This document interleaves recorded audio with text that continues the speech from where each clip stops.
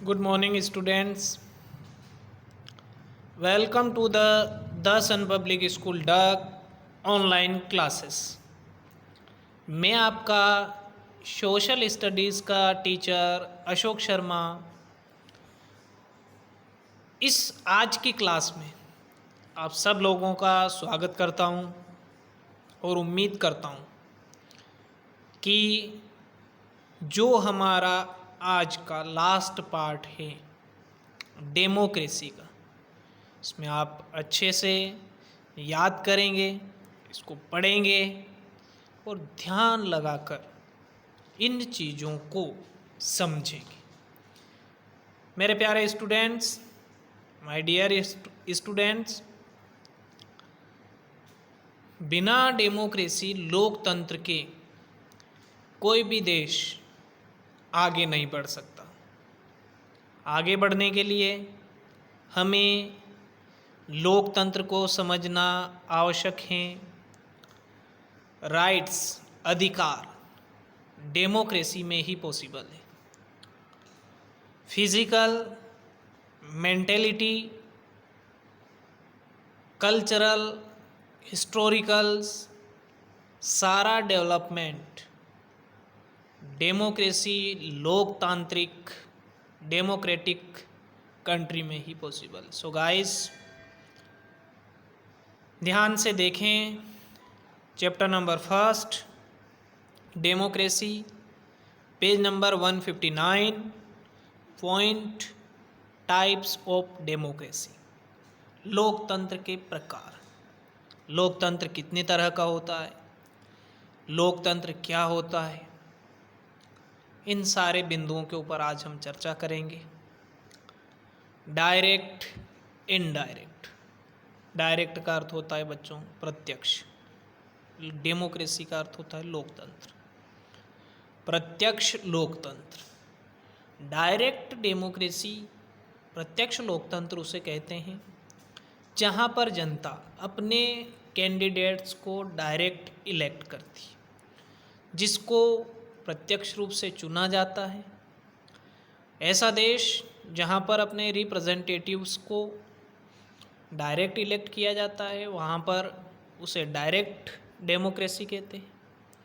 Indirect representative democracy, अप्रत्यक्ष लोकतंत्र, जहाँ पर अपने प्रतिनिधि का चुनाव अप्रत्यक्ष रूप से किया जाता है। सो स्टूडेंट्स, मुझे उम्मीद है कि आप अच्छे से इसको समझेंगे।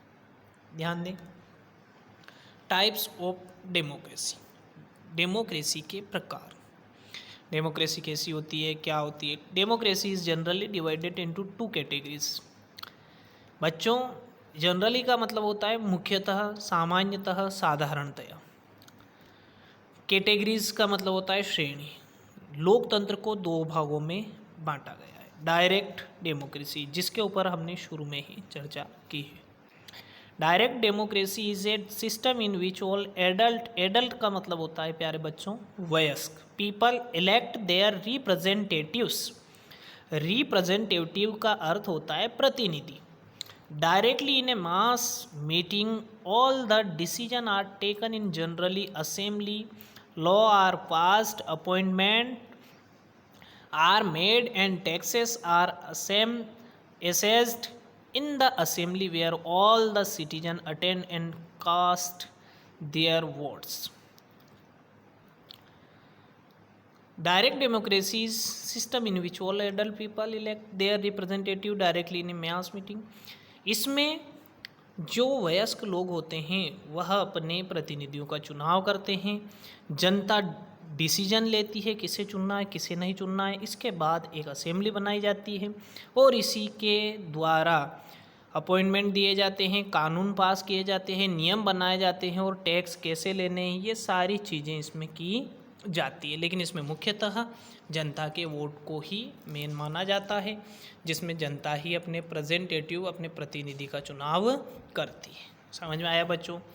दूसरा है हमारा indirect representative democracy. Indirect or representative democracy is a system in which all adult people elect their representatives through voting done by a secret ballot.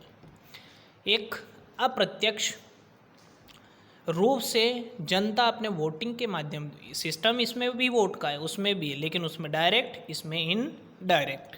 Under this system, इस सिस्टम के अंदर, इफ रिप्रेजेंटेटिव हु जो conduct the affair of the state fail to work according to the wishes of the voters, they are liable to be removed through ballot in the next election. इसमें जनता जिसको चाहती है उसको ballot paper के माध्यम से चुनती है, और जिसको नहीं चाहती है उसको वोट नहीं देती है। जो स्टेट के अनुसार कार्य नहीं करता है जनता उसे हरा देती है। This form of democracy exist in India. यह बच्चों यहाँ मोस्ट है। इंडिया में इनडायरेक्ट रिप्रेजेंटेटिव्स हैं, हमारे राष्ट्रपतियों प्रति कोई सा भी चुनाव हुआ उसमें इनडायरेक्ट, अधिकतर जो हमारे यहाँ चुनाव होते हैं उसमें इनडायरेक्ट डेमोक्रेसी अपनाई जाती है। England, US and French. This form of democracy, यह लोकतंत्र Bharat, England, USA United state of America यानी कि अमेरिका और फ्रांस में स्थित है। समझ में आया बच्चों? Different between direct and indirect democracy main question है। हमारा क्वेश्चन बनता है यहाँ पर कि डायरेक्ट इनडायरेक्ट डेमोक्रेसी में क्या अंतर है, उसको निम्न बिंदुओं के माध्यम से हम समझ सकते हैं। The difference between direct and indirect democracy is fairly simple. इसको हम आसानी से समझ सकते हैं कि इनके बीच में क्या अंतर है। इन ए डायरेक्ट डेमोक्रेसी, जो प्रत्यक्ष लोकतंत्र होता है,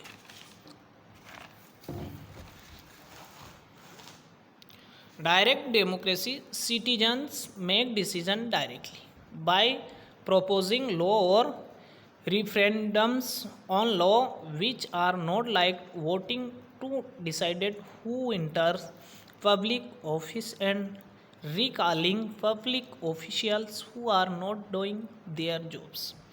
डायरेक्टली में जनता डिसीजन लेती है और जनता किसी भी विधेयक को रुकवा सकती है, किसी भी विधेयक को पास करवा सकती है, इसमें जनता की शक्ति होती है। जबकि indirect democracy on the other hand, indirect democracy में जनता होती है लेकिन डिसीजन उसके कैंडिडेट करते हैं, प्रतिनिधि करते हैं। यूज है small group of officially to make decision of importance on behalf of their constituents. In both case the input of the people is the corner stones of the government, but the government is run in different types। अर्थात इसमें जनता के प्रतिनिधि direct decision नहीं लेते हैं, जनता की राय लेने के बाद लेते हैं, जबकि डायरेक्ट में जनता डायरेक्ट डिसीजन लेती है। Types of democratic governments. अब डेमोक्रेटिक गवर्नमेंट्स के भी क्या क्या टाइप्स हैं। गवर्नमेंट हैव बीन, गवर्नमेंट जो है classified on the basis of the relationship of the political executive, executive का मतलब होता है कार्यपालिका, विद द लेजिस्लेटिव, लेजिस्लेटिव का मतलब होता है व्यवस्थापिका branch.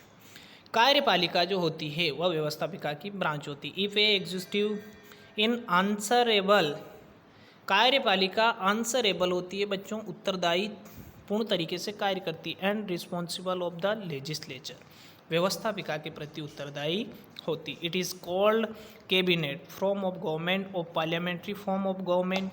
In such a system of government there exist a very close relationship between the executive and the legislature. इन दोनों के बीच में क्लोज रिलेशनशिप होती है। Parliament form of a government. The parliament is the supreme law making body, parliament जो है वह सुप्रीम लॉ बॉडी मानी जाती है। The president of the country is the constitutional head. बच्चों यहाँ वेरी इंपॉर्टेंट क्वेश्चन बनता है कि कॉन्स्टिट्यूशनल हेड कौन होता है इंडिया का? प्रेसिडेंट। भारत का जो राष्ट्रपति है वह हमारा संवैधानिक प्रधान माना जाता है। The real power rest with the council of minister headed by the prime minister at the centre and he chief minister is the state, और स्टेट में चीफ मिनिस्टर होता है, मुख्यमंत्री होता है। दे आर रिस्पॉन्सिबल, वो उत्तरदायी होता है, टू द लेजिस्लेचर, व्यवस्थापिका के प्रति, which can remove them from office by passing a vote of non confidence if they go against the will to legislature. वह राष्ट्रपति जो होता है वह व्यवस्थापिका को उसके समय से पहले लोकसभा को भंग कर सकता है। Prove unit for the task of governing the state. The prime minister, प्रधानमंत्री एंड हिज हर, वह हिज हो सकता है, हर हो सकता है। हिज का मतलब बेटा वो पुरुष होगा, हिज लेडी होगी, her. Cabinet are the real executive will the president act only the advice of the council of minister. The president has only constitutional or nominal powers. The president is not elected directly by the people. बच्चों यहाँ चुना जो बात आती है कि president को directly हम नहीं चुन सकते हैं। अगला पॉइंट जो आता है वह है हमारा presidential form of government. In presidential form of government the president is elect by directly by the people. Elected directly by the people. Government, the president is elected directly by the people. The Congress or the Parliament has no control over the president. The president is both the nominal and the real head of the government. Government का जो real head होता है वह भी president को माना जाता है। So students, आज हमने गवर्नमेंट, टाइप्स ऑफ डेमोक्रेसी इसके बारे में चर्चा की। मुझे उम्मीद है, आशा है आप लोग अच्छे से इसकी तैयारी करेंगे, अच्छे से इसको समझेंगे। नेक्स्ट पार्ट में हम यूनिटरी फॉर्म ऑफ गवर्नमेंट, हमारा तीसरा बिंदु है, इसके ऊपर चर्चा करेंगे। सो आप अच्छे से ध्यान से पढ़ें। सो थैंक्स, धन्यवाद।